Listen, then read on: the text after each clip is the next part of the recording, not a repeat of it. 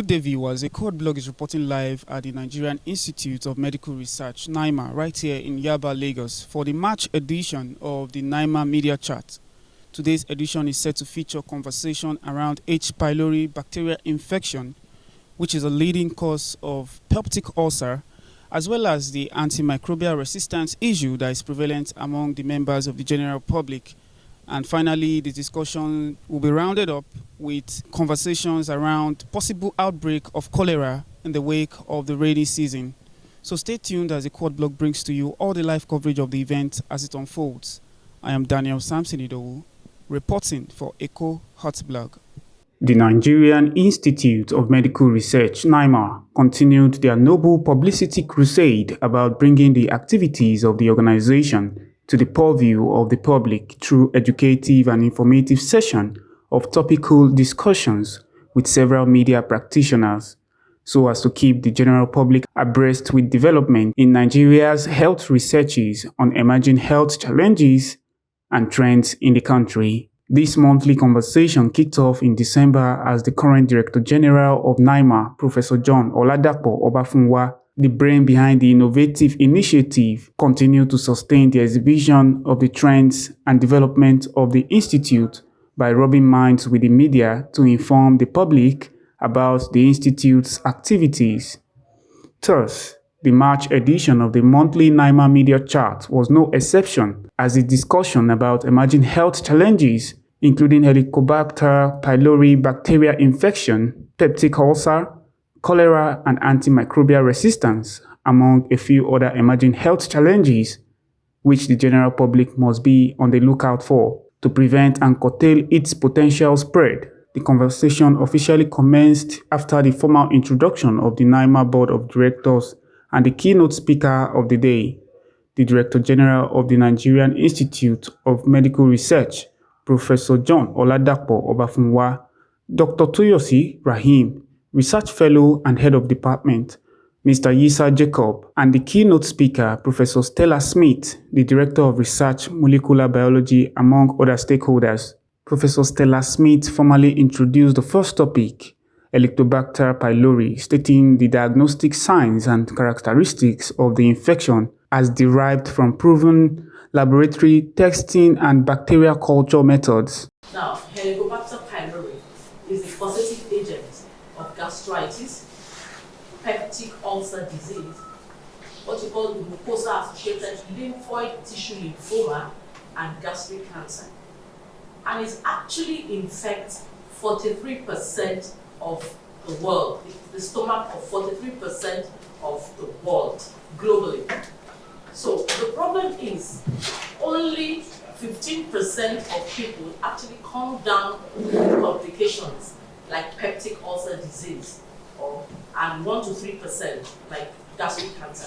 So Helicobacter pylori eradication actually reduces the burden of gastric cancer worldwide. So why is it that it's not really been spoken about or really funded? That is the question. It's not like Ebola, it's not like Lassa fever, it's not like coronavirus, because you can easily get those by inhalation. But this one is actually an infectious disease. It causes, when you get it, you really must have, the minimum you will have is what is called gastritis. That's inflammation of the stomach. And to actually prove that it causes an infection, at least minimally as gastritis, there were two founders. So the student called Marshall, Barry Marshall, he was a medical student. You know, he cultured the plate, there was no growth, so he went on Easter holiday. After 3 days, he came back and saw tiny colonies growing.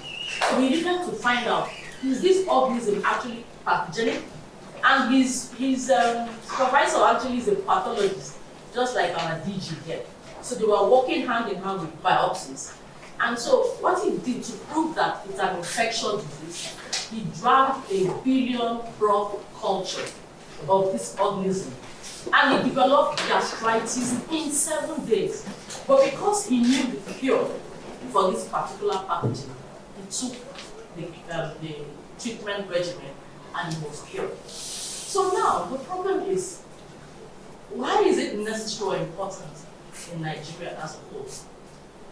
85 to 87% prevalence of Helicobacter pylori has been noted to occur in Nigeria. So that means but the problem is the method of diagnosis also differs. The prevalence also differs according to the region. For example, the northern region, they have higher prevalences of Helicobacter pylori compared to the southern region. And so a lot of tests have been done to try and see how this organism can be managed or treated. Now, Helicobacter pylori is a bacterium. It is not, so it can be treated and cured with antibiotics.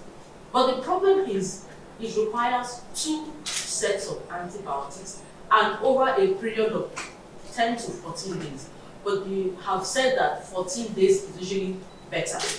So, but most times people will take drugs 2-3 days and they don't get, when they feel better, they stop. And that's one of the problems of antimicrobial resistances in Helicobacter pylori.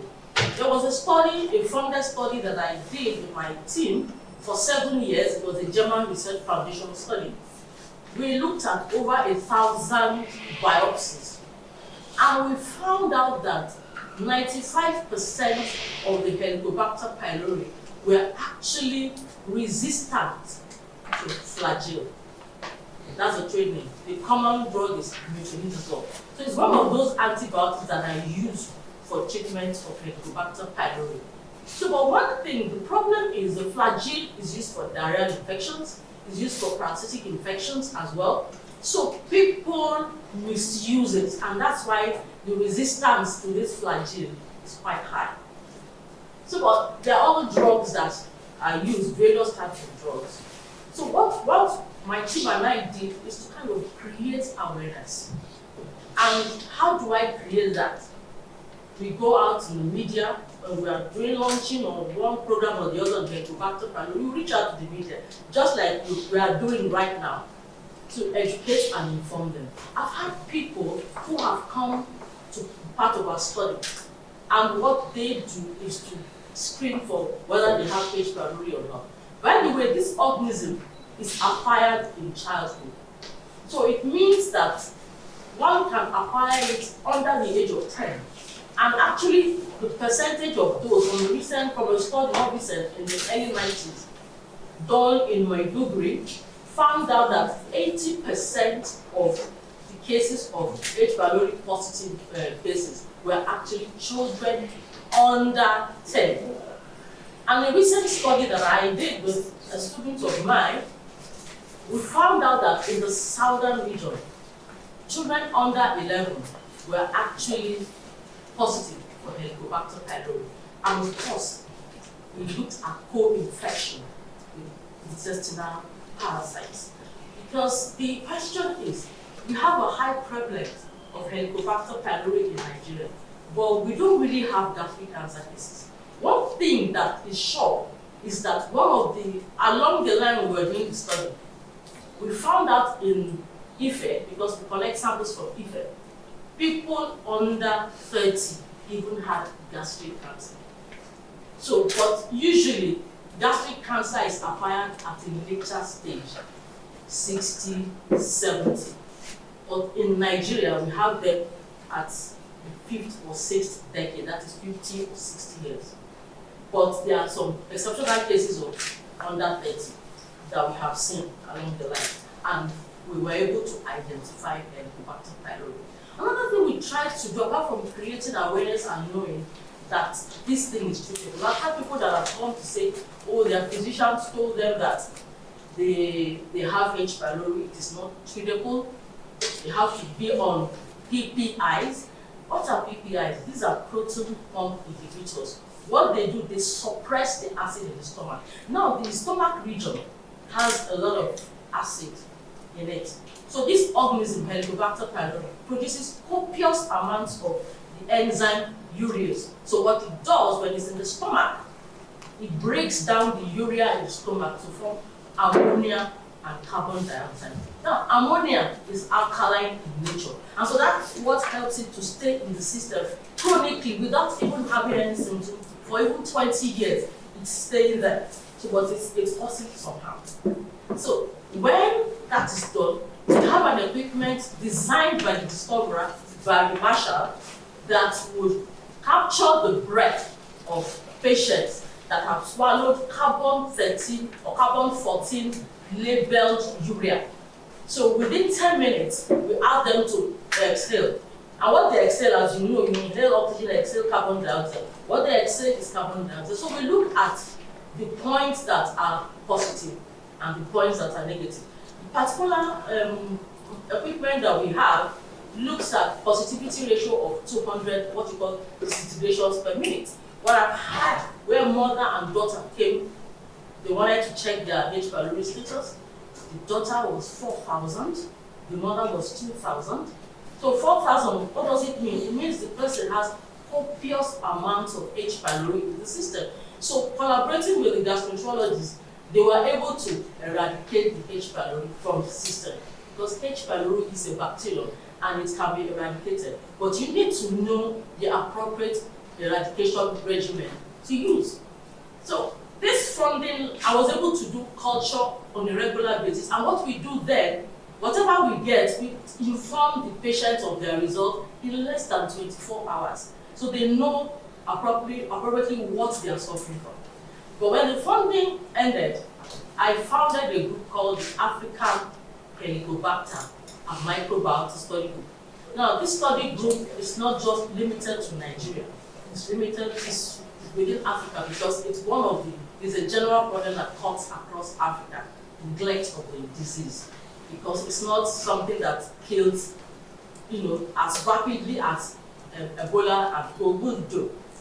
So we formed this group, and what we are trying to do, we want to look at best management practices for Helicobacter pylori in Nigeria and Africa as a whole. So we have this system called African Helicobacter pylori Registry. It's an online-based questionnaire that people, physicians, not just gastroenterologists, anybody who looks at Helicobacter pylori infection, who sees patients. So we ask them, what are the things that you would look at in a patient that comes to you that you can say, okay, go and do a H-Pylori test. So one caveat that we have in this particular registry is that the patient must do a well-recognized diagnostic method for Helicobacter pylori. And then after treatment, which should be 1 month after, usually for PPIs, you stop PPIs after 2 weeks and antibiotics after 1 week. They must come back. The idea is we want to know whether this pathogen have been eradicated, because most people really don't come back. So they could be carrying their H. pylori and developing resistance all the while. But in this registry, we are able to check whether the H. pylori is eradicated, what were the regimens that were prescribed that eradicated this H. pylori. So that way, over a 5-year period, we'll be able to know appropriately the kind of antibiotics that are appropriate for us in our local setting. Furthermore, Professor Smith discussed the potential outbreak of cholera in the wake of the rainy season, stating the nature and causes of cholera infections and its symptoms, while itemizing ways of preventing its spread and several do-it-yourself first aid practices. We know that cholera is obtained when you eat or drink, eat food or drink water contaminated by the pathogen Vibrio cholerae. And usually when you get it, it's either is treated on time, or most people that appear in the hospital late, they usually appear after there's been a series of dehydration, rice water stool. It's called rice water stool because when you're washing your rice, the way it looks like is exactly how this stool looks like. So that's one of the significant factors about Vibrio cholerae. It also has a lot of things like feeling weak, fatigue, and you are dehydrated, you want to drink water, you're thirsty, you have low blood pressure. So for things like this, what we as a NIMR team, we decided to respond to cholera outbreaks in Nigeria. And we have noted some cholera hotspots in Nigeria: Bauchi, Kano, Katsina, Kaduna. In the southeast, we noted Abia, Ebonyi, and the south-south, Port Harcourt, and of course Lagos is one of the hotspots. But the good thing with Lagos has a very good system in place that they're able to contain the cholera within a very short period. But recently, when NCDC was established, we now decided to restrict our cholera outbreaks to Lagos. The last outbreak in Lagos, we were there live. I don't know how many people know about a place called Idon in Lagos. We were actually there live. We watched the cholera patients coming in, and we collected samples, and we did culture. We worked with the Lagos State government as well as UNICEF and others. So we worked with them to see how we could promptly reduce the cholera outbreak to minimum. But usually WHO says that any case fatality ratio that is less than 1% is acceptable. But if it's more than that, it is not acceptable. And we found out that there was a time when the cholera outbreak actually started in Nigeria, particularly in 1991. The case fatality ratio was as high as 12.9%. But the last one in Lagos moved from 3.8 to about 1.8 or 1.3% in Lagos. But it's still not within the acceptable rate.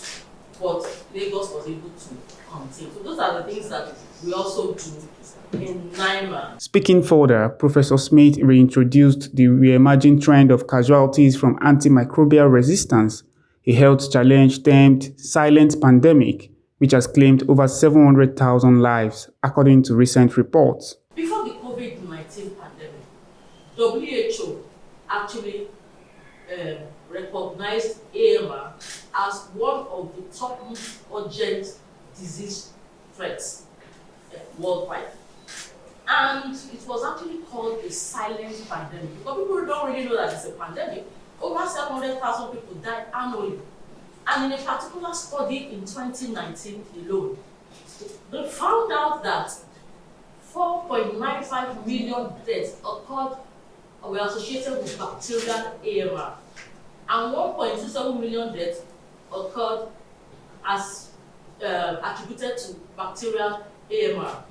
And so a lot of work has been done to try and see how this would be reduced in terms of reduction of antimicrobial resistances.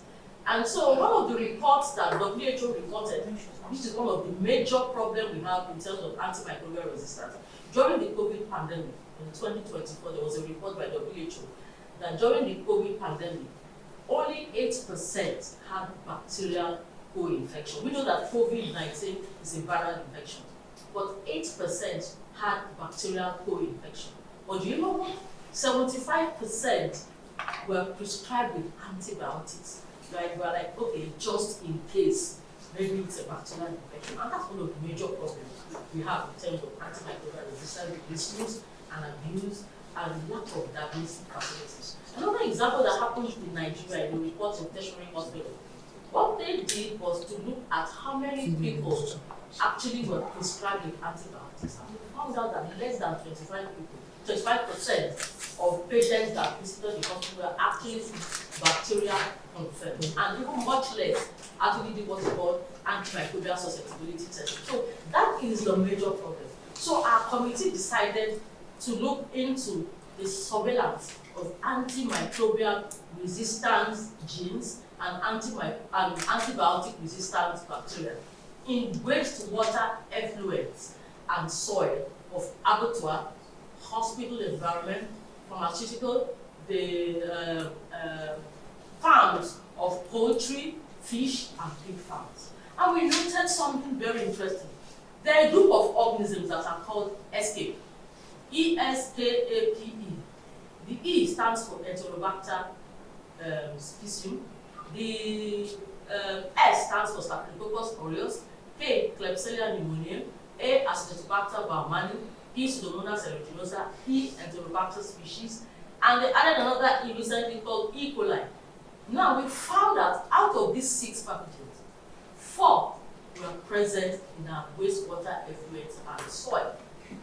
And it was very interesting in the sense that we noticed that even in their agricultural practices, they use poultry litter to as manure in soil. So you can imagine where these organisms are resistant to 5 to 7 antibiotics, and they are shared from the poultry to the environment, from environment to humans, because they are using it as farm. They are farming, and people go there to pick up those things and eat. So you don't really need to have taken antibiotics for you to really have developed that resistance. It's from that One Health, animal, environment, human. She rounded off a session with an inquest into the health risk of consuming roadside vended food, revealing the shocking discovery and high pathogen transmission rates in vended foods arising from environmental pollution and poor hygiene practices of food vendors and food handlers. In Nigeria, over 200,000 people die from foodborne diseases. I don't want to talk about worldwide. Worldwide is actually 40,000 annually. And one thing that is noticed, and I'm sure it resonates with people here, the people of low cadre or medium earners that work in Lagos, some of them live in Ogun State, some of them live in Ikorodu where there's a lot of traffic. So by the time, so they have to leave early to come to their places of work in Lagos. And when they are going home, it's either they close before the time, or they wait until the traffic is reduced, maybe at 9 p.m. to now start going back home. So what does it signify? It means from a report that over 50% of urban dwellers actually eat street vended foods. And so that is why we decided to look at street vended foods. And what do I mean by street vended foods? Those are the ready to eat foods. And the foods that we looked at, number one, abacha. We looked at fried chicken. We looked at okpa, what you call okpa. Okpa is like beans that the Igbo people eat. We looked at akara. We looked at moi moi, and we looked at smoked parla fish. So we wanted to, and then there's this equipment can detect food pathogens directly from the sample within 8 to 72 hours.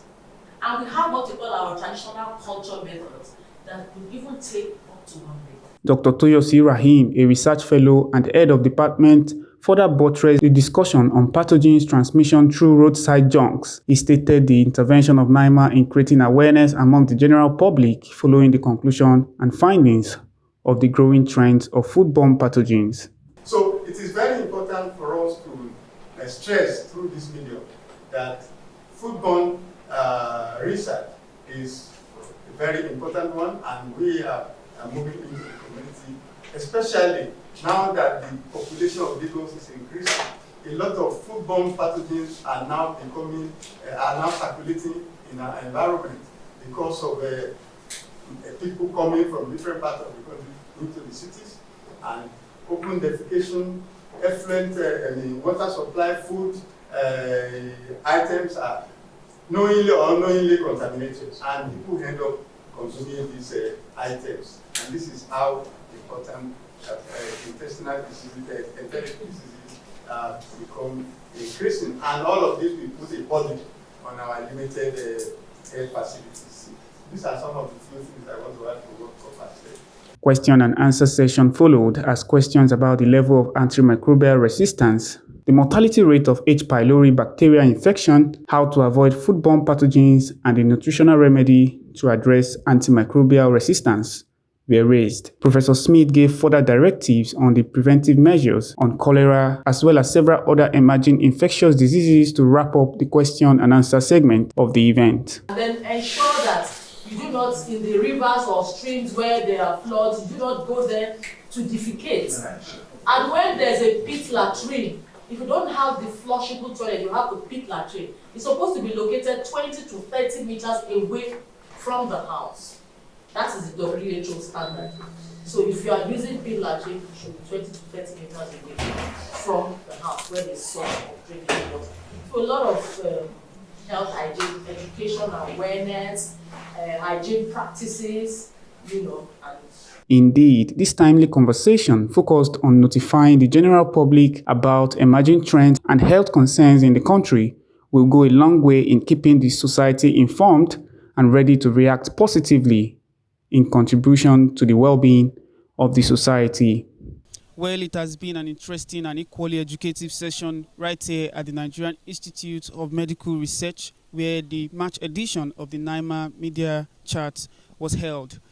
Discussions surrounding H-Pylori bacterial infection preventions, as well as measures on how to curtail the spread of cholera outbreak in the wake of rainy season have been discussed and ironed out. Thank you for staying tuned. Do not forget to follow us on all our social media platforms on X, Instagram, and Facebook at Echo Hotblog. Also subscribe to our YouTube channel at Echo Hotblog. I am Daniel Samson Idowu, reporting for Echo Hotblog.